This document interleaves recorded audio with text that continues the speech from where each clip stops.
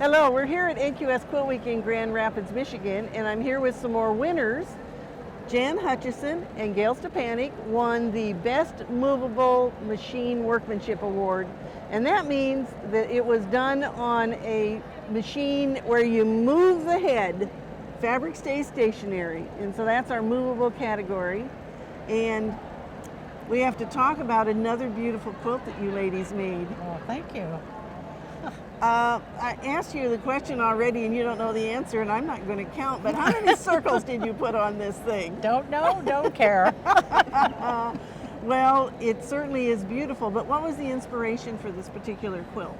The mandalas that you see online were the inspiration, and I knew I'm all about round things and circles, so I knew right away I wanted to try to do one. And it's quite a different thing for me because I usually do quilts with blocks all the time.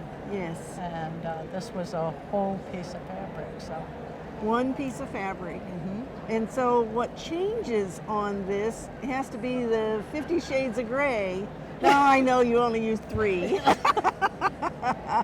But Jan, you quilted this, and so what led you to change the colors and do that beautiful quilting that surrounds Gail's applique? Well, when she sent me the quilt, it was totally black with just the colored dots on it. So I knew I was going to have to do something to make the borders more interesting. So I just came up with kind of continuing the mandala. I asked her to do something that looked like a lacy type, you know, to promote. Yeah. I don't remember that. But we don't remember a lot nowadays. Well, and actually, as we were standing here just before we started this video, there was a lady who said it looked like a piece of lace. Oh, yeah? And it truly does. Mm-hmm. And so the challenge for you then was to do round and yet include some straight lines in Right, there. for some contrast, yeah. Yes. Well, I think that scallop that you did around the center and then did the straight line quilting really is effective on this quilt. So what time frame did it take to make this one? This was probably a quick one for me. I knew the whole picture. On other quilts, I have the blocks, and then when I finish the blocks, I start trying to figure out what to do with them. But this one I knew right away what the whole quilt was going to look like.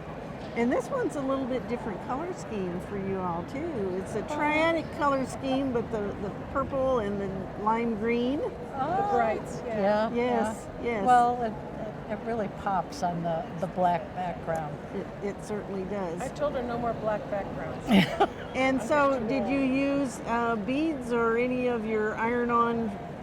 Glitter vinyl. Glitter vinyl. It's a glitter vinyl. I take a paper punch and punch out the little dots, and then you can just iron them on and design. And so when you do that, do you use a press cloth over them? Or can you press No, right on the dots? right with the iron. Really? Yeah.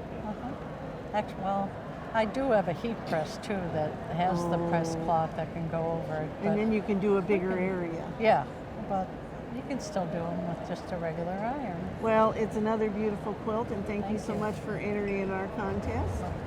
Very welcome. And we hope we'll see some quilts from you too, because you can't win if you don't enter, can you? Exactly. Yes. And come see us at an AQS Quilt Week soon.